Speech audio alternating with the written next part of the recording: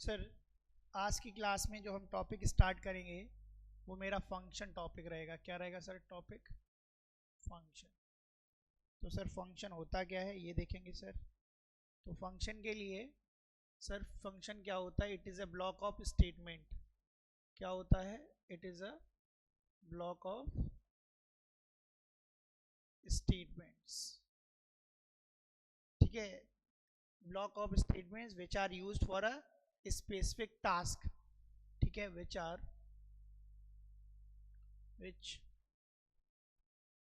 are used for a specific job। कोई भी specific job को परफॉर्म करने के लिए जो स्टेटमेंट्स हमारे यूज होते हैं, ब्लॉक ऑफ स्टेटमेंट्स, वो क्या होता है? फंक्शन होता है। ठीक है, हमने बताया था ना जब हम लोगों ने सी प्रोग्रामिंग स्टार्ट करी थी, मैंने बताया था बहुत सारे स्टेटमेंट्स को एक ब्लॉक के अंदर हम रख देंगे तो हम उसको फंक्शन कह देंगे। बताया था ना कि पहले हम अल्फ़ाबेट देखेंगे, सिंबल देखेंगे, फिर वहाँ से हम लोग कीवर्ड बनाएंगे, फिर कीवर्ड से फिर स्टेटमेंट बनाएंगे, है ना? जो हमने पहले हम लोगों ने प्रोसेस देखी, तो वहीं से हम इस चीज़ को स्टार्ट करते हैं। ठीक है, अब सर टाइप्स ऑफ फंक्शन की अगर बात करें, how many types of function? Function के टाइप्स कितने होते हैं सर? तो sir there are two types of functions. पहला क्या होता है? Built in function. Built in function. दूसरा क्या होता है? दूसरा क्या होता है? User defined function. दो तरीके के हमारे पास फंक्शन मिलते हैं, बिल्ट इन फंक्शन और यूजर डिफाइंड।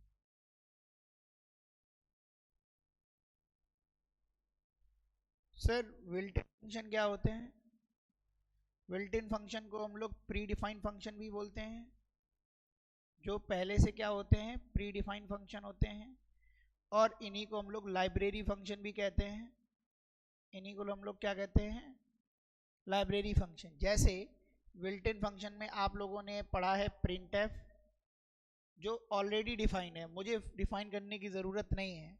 हम लोगों ने स्कैनफ पढ़ा, वो ऑलरेडी डिफाइन है, वो किसी ना किसी हेडर फाइल में पहले से ही डिफाइन करके मिला है, तो वो क्या है? बिल्ट इन फंक्शन है। ठीक है, those functions which are not defined by the user, they are already defined in C library। जो पहले से C की लाइब्रेरी में डिफाइन होते हैं वो क्या होते हैं? बिल्ट इन फंक्शन होते हैं। सर यूजर डिफाइंड फंक्शन क्या होते हैं? Defined by the user. Defined by the user, user define करता है। ठीक है, हम अपनी नीड और इंटरेस्ट के हिसाब से जो भी हमें काम कराना है वो हम अपना यूजर डिफाइंड फंक्शन बना लेते हैं। ये फंक्शन। अब हमें जो हमारा जो टॉपिक है फंक्शन का, हम इसी पर काम करेंगे। हमें इससे मतलब नहीं है, हमें इससे मतलब है कि हम यूजर डिफाइंड फंक्शन कैसे बनाते हैं। तो वो देखते हैं सर कैसे।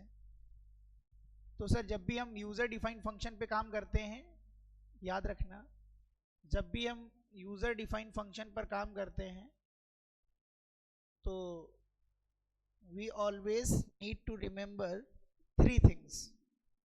क्या मैंने बोला? We always need to remember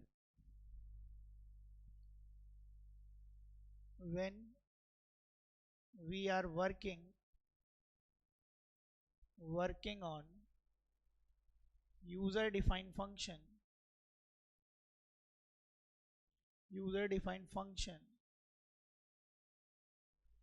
C, in C मतलब C लैंग्वेज पे काम कर रहे हैं, तो वी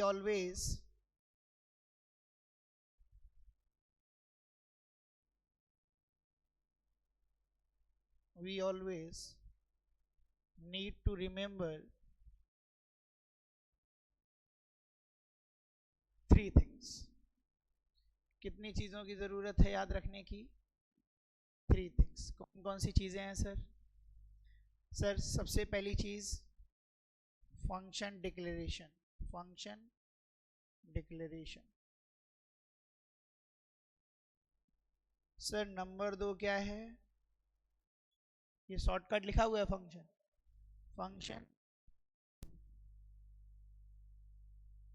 और तीसरा क्या है, फंक्शन डेफिनेशन। ठीक, नोट्स मिल जाएंगे, टेंशन मत लो। सर फंक्शन डिक्लेरेशन क्या होता है, ये हमेशा कहाँ होता है, वाइड मेन से पहले, आफ्टर द हेडर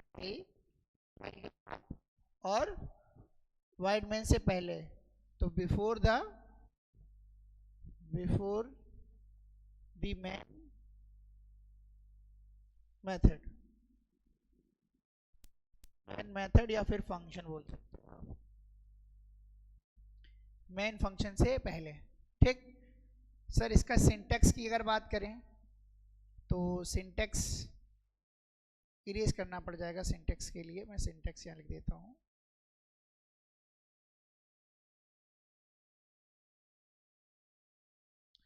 सिंटेक्स की अगर बात करें तो सिंटेक्स बन जाएगा इसका, सिंटेक्स होता है return type,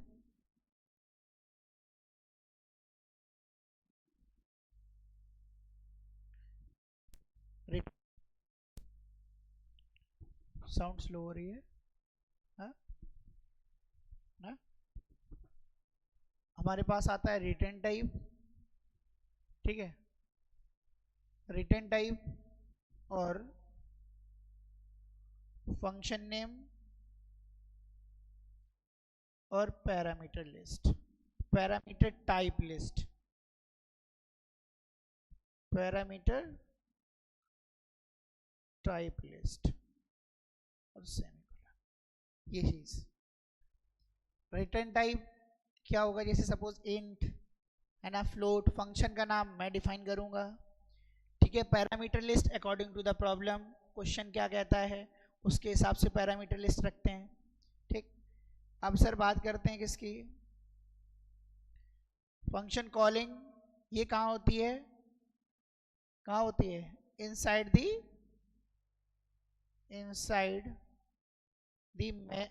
main function, main function के अंदर से होती है, ठीक है।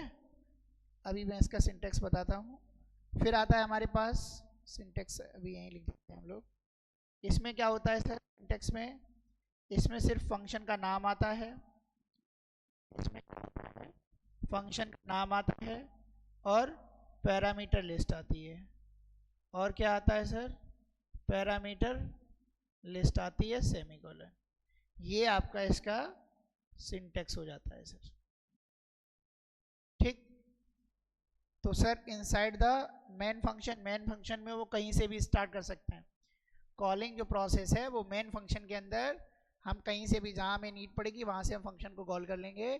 Declaration portion always before the main function, wide main से पहले, ठीक है। चलिए इतना हो गया। फंक्शन डेफिनेशन कहाँ देते हैं, अभी ये तुम्हें सब समझ में आएगा सर ये क्या चल रहा है कहानी, जब हम एक प्रोग्राम लेंगे ना उसमें सब समझ में आ जाएगा। बस हमें ये याद रखना है कि जब भी हम यूजर डिफाइंड फंक्शन पे काम करते हैं तो 3 चीज़ों को याद रखते हैं। पहला क्या है, function declaration, function calling, function definition. Sir definition के लिए अगर बात करें सर, फंक्शन डेफिनेशन क्या होती है उसके लिए देखते हैं सर। सर तीसरी चीज़ थी हमारे पास फंक्शन डेफिनेशन, ये कहाँ होती है, आउटसाइड द, ठीक है, आफ्टर द, आफ्टर या फिर कहीं पर भी आउटसाइड भी लिखा हो, outside, outside the main function, main function के बाद में होता है, ठीक है। इसका सिंटेक्स क्या होता है सर, सिंटेक्स इसका होता है रिटर्न टाइप, फंक्शन का नाम और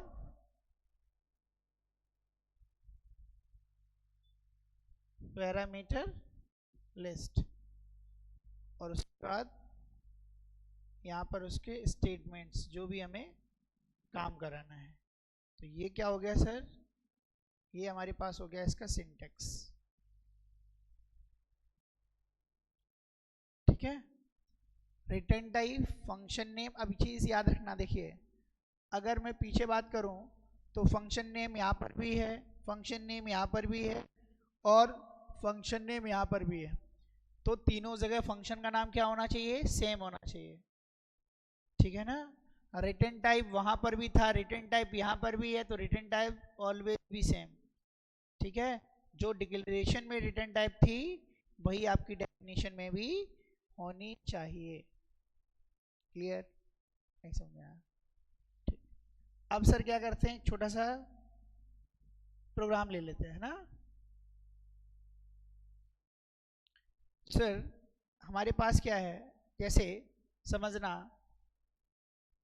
एक एग्जाम्पल के तौर पे मेरे से बोला गया कि सम नाम का फंक्शन बनाना है। मेरे से क्या बोला गया, जिसके अंदर दो इंटीजर पैरामीटर जाएंगे, तो इंट कॉमा इंट, और जिसका रिटर्न टाइप इंटीजर है। तो ये इंट क्या है, ये रिटर्न टाइप है,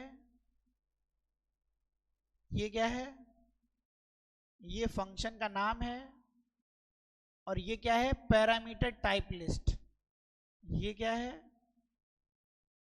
पैरामीटर टाइप लिस्ट, मतलब पैरामीटर किस टाइप का होगा उसकी लिस्ट दी गई है। इंटीजर टाइप के होंगे दो, ठीक है। तो ये क्या हो गया सर, ये किसका हो गया सिंटेक्स, डिक्लेरेशन का, क्योंकि डिक्लेरेशन में ही रिटर्न टाइप होता है, फंक्शन का नाम, और पैरामीटर टाइप लिस्ट होता है। अब अगर इसी चीज को मैं कॉल करूंगा तो मैंने लिख दिया सम 10,20, क्या लिख दिया, तो देखो 10 भी इंटीजर है और 20 भी, तो देखो यहां भी इंटीजर था, यहां भी इंटीजर, दो थे, तो देखो दो ही तो हैं, सेम है। Number of parameter, number of parameter and type of parameter should be same. इनका टाइप और इनका टाइप सेम होना चाहिए। नहीं समझ पाया? ठीक। ये कहां करेंगे, वाइडमैन के अंदर। ये कहां करोगे, वाइडमैन के अंदर से। बात समझ में आ रही है? नहीं समझ में आ रही है? अब ये फंक्शन कुछ ना कुछ रिटर्न टाइप कर रहा है, क्या रिटर्न कर रहा है, इंटीजर।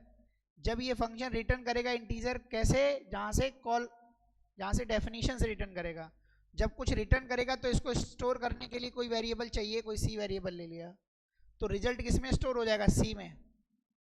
अच्छा, इसकी डेफिनेशन कैसे लिखेंगे, डेफिनेशन में फिर से रिटर्न टाइप आएगा, फिर से फंक्शन का नाम आएगा, क्या है ना सर, अभी नॉर्मल समझ लो डियर।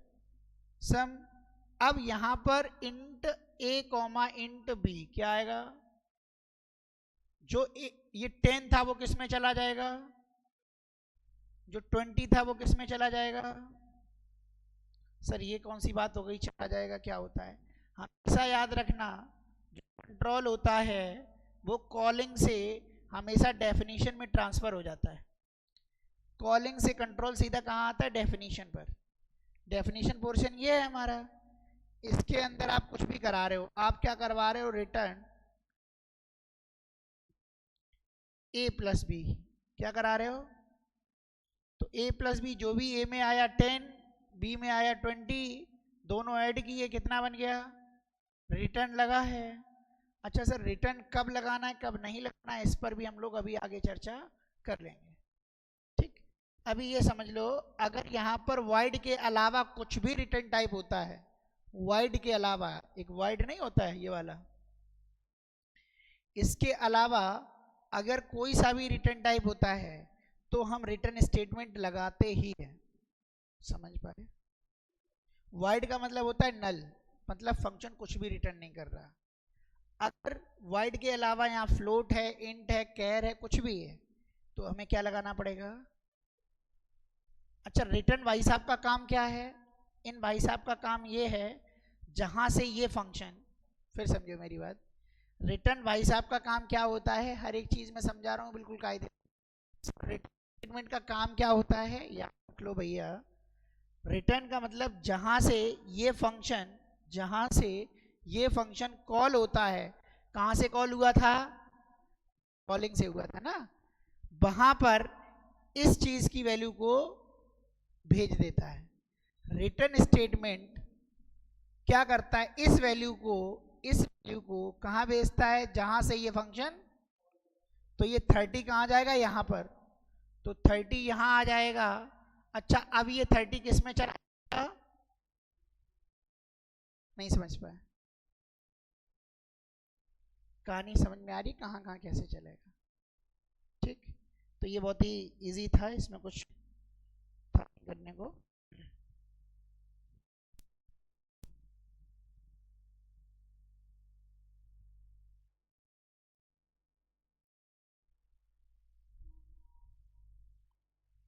ठीक, तो एक क्वेश्चन ले लेते हैं। हमसे बोला गया write a program to create a function named some.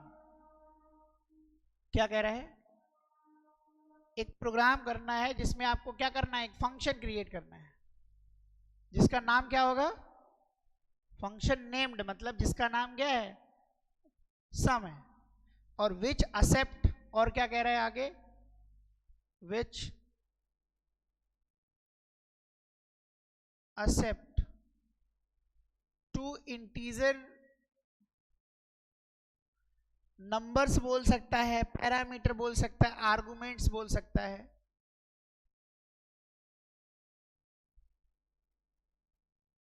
And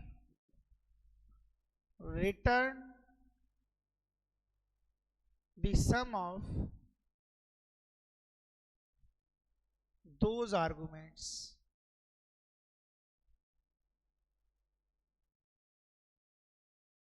मेरी बात फिर समझो, जो दो नंबर जाएंगे आर्गुमेंट्स इंटीजर, उन्हीं का क्या करना है, उसको सम रिटर्न करके देना है। क्वेश्चन ऐसे भी आ सकता है, write a program to create a function named which accept two integer argument, two integer numbers, the number should be entered the user. तो अगर वो ना भी बोले कि यूजर से एंटर करना है नंबर, वो बाय डिफॉल्ट यूजर से ही करना है, प्रोग्राम में डिफाइन नहीं करना। इससे पहले जो अभी हमने गाथा समझाई थी उसमें 10 और 20 मैंने डिफाइन कर दिया था, लेकिन जाएगा यूजर से। अब यूजर का मतलब प्रिंट एफ स्कैनफ लगेगा। नहीं समझ पाया, समझो बिल्कुल कायदे से, ठीक है। अब देखो भैया, हम क्या करते हैं, हमने क्या कहा, सबसे पहला काम वही हेडर फाइल लगाने वाला काम लगा लोगे। अब हमसे कहा गया कि आप सबसे पहले फंक्शन बनाइए, फंक्शन का नाम सम है। अच्छा ये बताओ, वो रिटर्न करेगा सम, दो इंटीजर का सम करोगे तो इंटीजर ही तो आएगा, नहीं आएगा। तो इससे फंक्शन का रिटर्न टाइप सेट हो गया, तो वो भी हम क्या लिख देंगे, अंदर भी दो इंटीजर ही जाएंगे। ये क्या हो गया, फंक्शन का डिक्लेरेशन। अब लिखेंगे वाइड मैन, क्या लिखेंगे, यहां तक कोई समस्या है, भगवान की कृपा से कोई समस्या नहीं है सर। ठीक, अब देखो हमने यहां पर वेरिएबल डिक्लेरेशन किया int a comma B comma C, दो नंबर हमें यूजर से लेने हैं, तो ptf, ptf पता ही है, printf, यहाँ क्या लिखेंगे, एंटर टू नंबर। कोई दिक्कत नहीं है sir. scf scanf %d address of a address of b, यहां तक भी कोई समस्या नहीं, कोई समस्या। ठीक, अब जब नंबर आ गए वही नंबर कॉलिंग में दे दो। जब दो नंबर आ गए ना इंटीजर, दो आर्गुमेंट आ गए ना मेरे पास, दोनों इंटीजर आ गए हमारे पास, अब यही चीज कॉल कर दो। कौन सी चीज कहाँ लगानी है समझना पड़ेगा। क्वेश्चन में बोला गया दो आर्गुमेंट चाहिए इंटीजर, हमने दो इंटीजर आर्गुमेंट ले लिए, अब हम फंक्शन को कॉल करेंगे। भाई जब तक ये ए और बी करोगे तभी करोगे ना जब हमारे पास वो चीजें होंगी। नहीं समझ पाया, हाँ भैया। अब क्या करेंगे, ईमानदारी से बताओ, हम क्या करेंगे, यहां सम को कॉल करेंगे a कॉमा बी, यहां तक कोई समस्या नहीं होगी। अब अभी मैं रिटर्न टाइप वाला कॉन्सेप्ट बाद में समझाऊंगा यहाँ क्या करते हैं, ठीक। अभी फिलहाल थोड़ी देर के लिए ऐसे समझो, इसको मैंने क्लोज कर दिया थोड़ी देर के लिए। अब इसके बाद हम डेफिनेशन पोर्शन पहले लिखेंगे, क्यों? क्योंकि ये हो गई कॉलिंग, कॉलिंग के बाद कंट्रोल कहाँ जाता है? डेफिनेशन पे जाता है। वो इधर लिख लें भैया, कोई बुराई वाली बात तो है नहीं, ठीक भैया। हमने क्या किया, अच्छा डेफिनेशन के लिए याद रखो, हम लोगों ने सिंटेक्स पढ़ के आए हैं। डेफिनेशन में क्या लिखते हैं? रिटर्न टाइप, फंक्शन का नाम, ठीक। पिछला अभी हम लोगों ने एग्जाम्पल भी देखा था। तो यहां पर देखिए सर, यहां पर क्या करेंगे? रिटर्न टाइप क्या है? इंट। रिटर्न टाइप क्या है? तो इंट लिखोगे पहले, फंक्शन का नाम, दो इंटीजर आ रहे हैं तो int m comma int n कर सकते हैं, ठीक। ये a और b एक्चुअल पैरामीटर है और m और n वहां पर फॉर्मल पैरामीटर है। एक्चुअल जो पैरामीटर होते हैं वो फंक्शन कॉलिंग में यूज होते हैं, फॉर्मल जो होते हैं वो फंक्शन डेफिनेशन में यूज होते हैं, ठीक।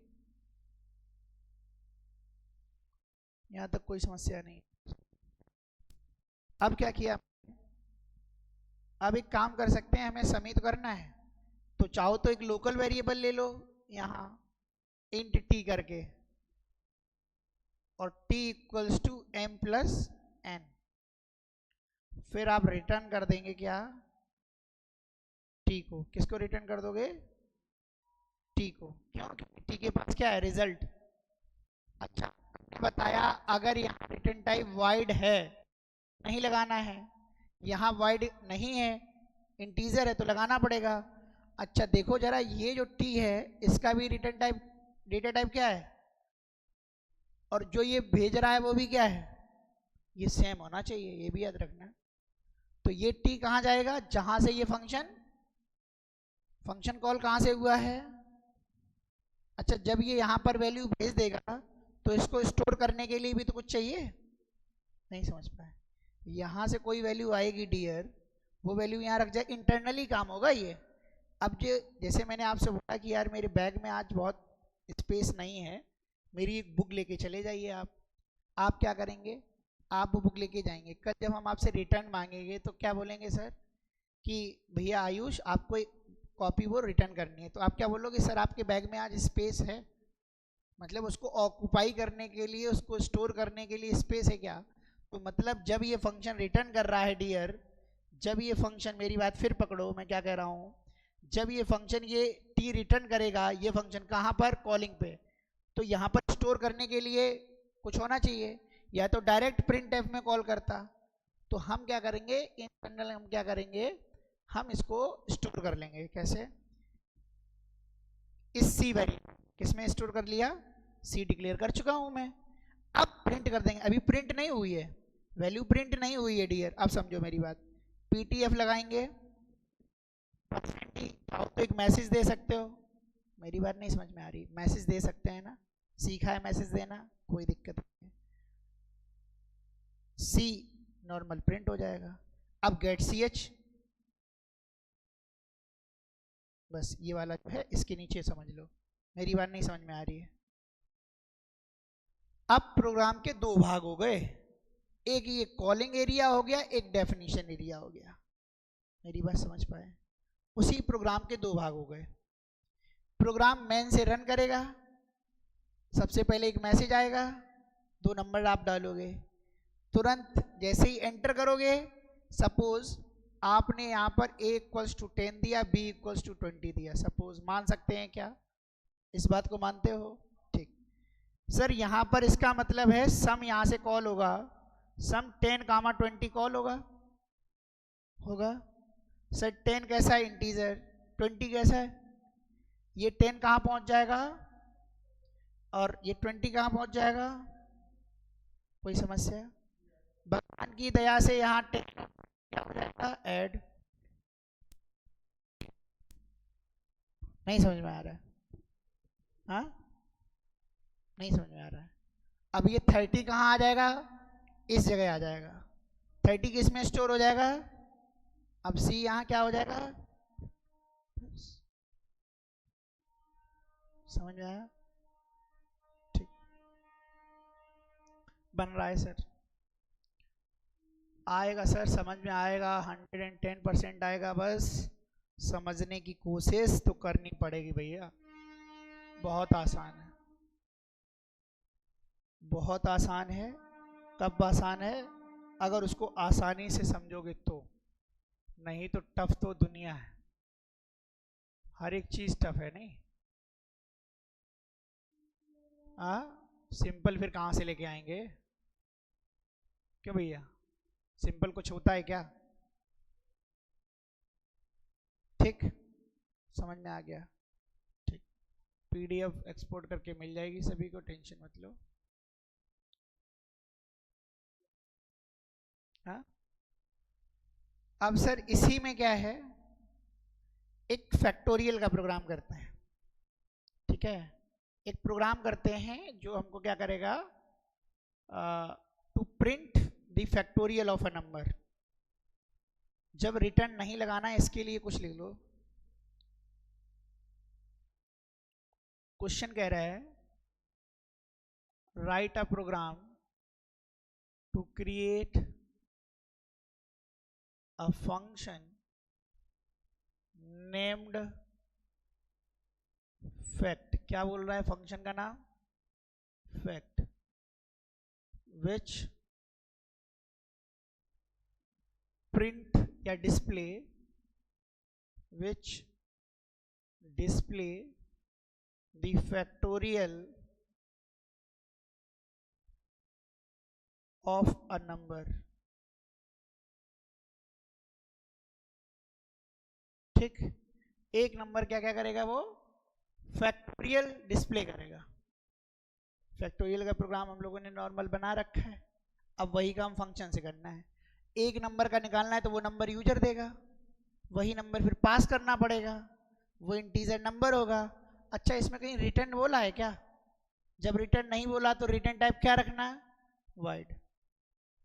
पढ़ाया है ना, रिटर्न तो बोला नहीं। बहुत आसान है सर, हमने भगवान की दया से अनुकंपा से 2 हेडर फाइलें लगाई, वाइड रिटर्न टाइप सेट करी, फंक्शन का नाम उसने क्या बता रखा है? फैक्ट बता रखा है, फैक्ट। इसमें एक इंटीजर टाइप की वैल्यू जाएगी। ये कैसे पता लगा? वो एक नंबर का फैक्टोरियल करेगा तो वो नंबर हमारे कॉल से जाएगा ना, कॉलिंग से। जो चीज़ कॉलिंग में होगी तो डिक्लेरेशन में बताना पड़ेगा। ठीक, नहीं समझ में आ रहा है? समझना तो पड़ेगा सर।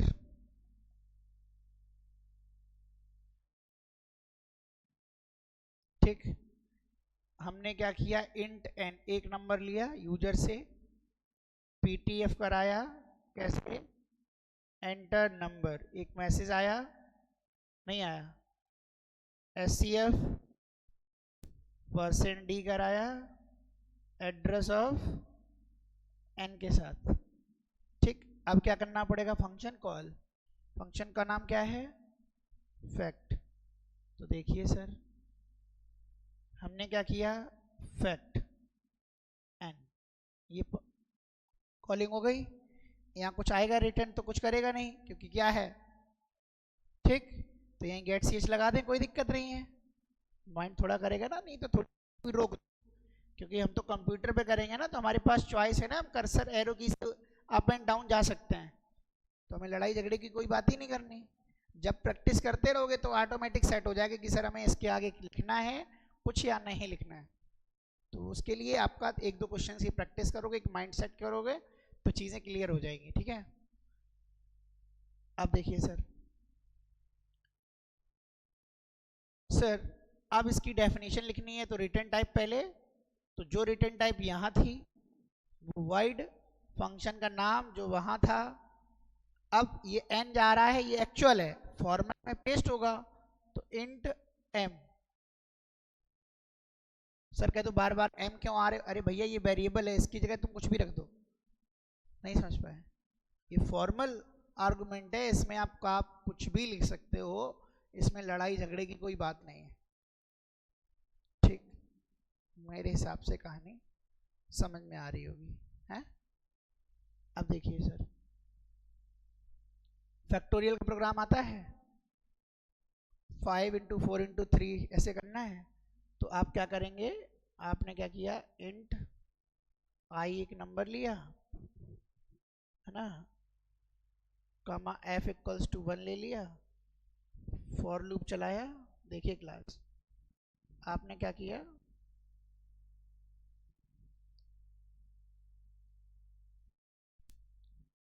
आपने फॉर लूप स्टार्ट किया,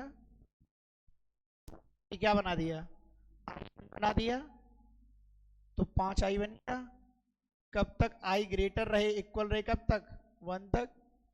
आई कैसा हो, minus minus, F equals to F into I, PT factorial equals to एक मैसेज दे दिया, परसेंट डी, रिजल्ट किस में है, एफ के पास। अब एक चीज समझ में आई, वहां जब रिटर्न था तो प्रिंट एफ वो वैल्यू प्रिंट हो रही थी मेन पार्ट के अंदर। अब जब कुछ रिटर्न ये करेगा नहीं तो वैल्यू हमें उसी फंक्शन की डेफिनेशन में प्रिंट करनी पड़ेगी। जो रिजल्ट है वो हमारा उसी फंक्शन की डेफिनेशन में प्रिंट करना पड़ेगा, की वैल्यू को वापस हमें यहां नहीं लाना, क्योंकि वो रिटर्न नहीं करेगा। समझ पा रहे हो क्या, जब वो रिटर्न करेगा नहीं तो वो यहाँ एक्सेस हो नहीं पाएगी वैल्यू, तो हम उस वैल्यू को यहीं पर प्रिंट कर देंगे। फैक्टोरियल का प्रोग्राम आता है ना, यहाँ 5 आया तो 5 आई हो गया, condition 5 greater than or equals to 1, condition true अंदर आया, 5 इंटू 1 5 हो गई, माइनस आई 4 हो गया, ग्रेटर देन पिछली बार 5 इंटू 4, समझ रहे हो ना। अरे भैया ये फिर से बताना पड़ेगा, हाँ लूपिंग तो आनी चाहिए दादा। देखिए अगर लूपिंग नहीं आएगी तो फिर क्या फायदा, हम लूप ही बताते रहेंगे हमेशा। होगा कि अभी लूप बताएंगे जावा में, फिर से लूप बताएंगे, तो चल गया 6 महीने का कोर्स 12 महीने में है।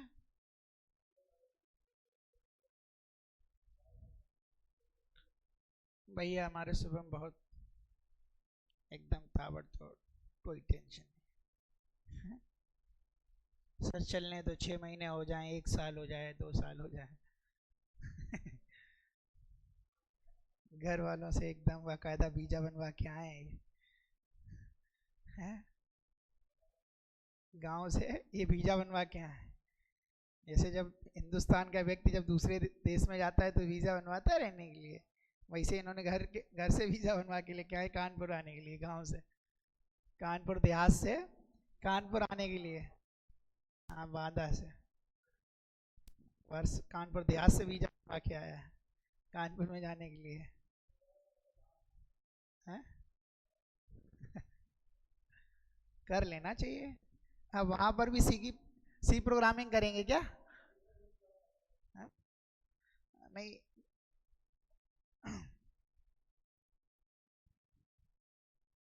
भाई कहीं आप गए, अब वहां थोड़ी ना मैं स्टार्ट हो जाऊंगा सी प्रोग्रामिंग जावा रिलेटिव्स भगा देंगे तुरंत ऐसा है जाओ, ठीक हो गया, कोई समस्या, गेट सी एच लगा दें फिर, क्या कहते हो, हाँ गेट सी एच यहीं रहेगा मेन के अंदर, इधर नहीं रहेगा, ठीक हो गया, हो गया ना, ठीक बताओ और कुछ आगे बताया जाए। एक रिकर्शन टॉपिक और होता है, रिकर्शन क्या होता है, when a function call itself and again till a specified condition और सिचुएशन, एक पर्टिकुलर कंडीशन या सिचुएशन तक जब कोई फंक्शन अपने आप में कॉल होता रहता है। अभी हमने एक बार कॉल किया तो एक ही बार उसका हुआ है ना, अभी हमने एक बार कॉल किया, कंट्रोल यहाँ आया और उसने वर्किंग परफॉर्म कर ली, लेकिन हम चाहते हैं कि फंक्शन बार बार कॉल करे, तो वो होता है रिकर्शन। अब कहते हैं सर रिकर्शन फंक्शन में फिर फर्क क्या है, जो प्रोग्राम आप फंक्शन से कर रहे थे वही काम हमें रिकर्शन से करना है। फंक्शन में एक दिक्कत ये है सर, इसमें सर एक प्रॉब्लम ये है कि इसमें स्पेस कॉम्प्लेक्सिटी ज़्यादा है। अब देखो ये फैक्टोरियल का प्रोग्राम है, एक नंबर का फैक्टोरियल, इसके लिए कितने वेरिएबल यूज करने पड़े आपको, एक n आया, 1 2 3, 3 वेरिएबल यूज किए तभी तो ये बन पाया। फंक्शन से एक नंबर का फैक्टोरियल निकालना है तो हमको कितने वेरिएबल यूज करने पड़े? 3 वेरिएबल। और फैक्टोरियल कितने का निकला? एक नंबर का। अब अगर हम यही चीज रिकर्सन से बनाए तो हम सिंगल वेरिएबल से ये सारा काम कर सकते हैं। सोचो कैसे? कुछ नहीं करना, एक सिंगल वेरिएबल हमारा पर्याप्त है वो काम करने के लिए। इसलिए रिकर्सन आया, मतलब स्पेस कॉम्प्लेक्सिटी उसने रिड्यूस कर दी। रिकर्सन ने जो वेरिएबल है तो रैम के अंदर स्पेस लेगा, रिकर्सन ने वेरिएबल ही रिड्यूस कर दिए। जब वेरिएबल रिड्यूस कर दिए तो स्पेस रिड्यूस हो गया। नहीं समझ पाए? हम लोग पढ़ के आए हैं कि जैसे ए और बी यहाँ डिक्लेरेशन हो रहा है एन, तो ये रैम के अंदर बनता है मेमोरी एन इस नाम की, ये रैम के अंदर होता है। अब ऐसे ही यहाँ पर बना होगा एम एक मेमोरी बना होगा, आई एक मेमोरी बना होगा, एफ एक मेमोरी बना होगा, बना ना? तो एग्जीक्यूशन इस एम से एन को थोड़ी देर के लिए भूल जाओ, क्योंकि एन ही हमारा एम बन जाता है, ये एन वाला ही तो एम बनता है। तो कुल मिलाकर के 3 वेरिएबल तो काम में आ रहे हैं ना? नहीं समझ पा रहे हो? हमारे 3 वेरिएबल काम में आ रहे हैं, अलग अलग लोकेशन है तो स्पेस ले रहा है। अब रिकर्सन कहता है मैं सिंगल वेरिएबल से काम करा ले जाऊंगा, तो स्पेस रिड्यूस हो गया ना? नहीं समझ पाए? बट टाइम कॉम्प्लेक्सिटी बढ़ जाएगी, उसी वेरिएबल में बार बार अपडेशन होगा, बार बार। ठीक? तो टाइम कॉम्प्लेक्सिटी इंक्रीज होती है, space complexity, time complexity increase होती है, स्पेस कॉम्प्लेक्सिटी रिड्यूस होती है। इसमें क्या है? स्पेस कॉम्प्लेक्सिटी इंक्रीज होती है, टाइम कॉम्प्लेक्सिटी रिड्यूस होती है। हमें पता है लूपिंग यूज होती है, हाँ, रिकर्शन में लूपिंग यूज होती नहीं है। No any iterative statements can be used in recursion. किसी भी प्रकार का कोई भी आइटरेटिव स्टेटमेंट हम रिकर्शन में यूज नहीं करते हैं, ये पहली रेस्ट्रिक्शन होती है रिकर्शन में।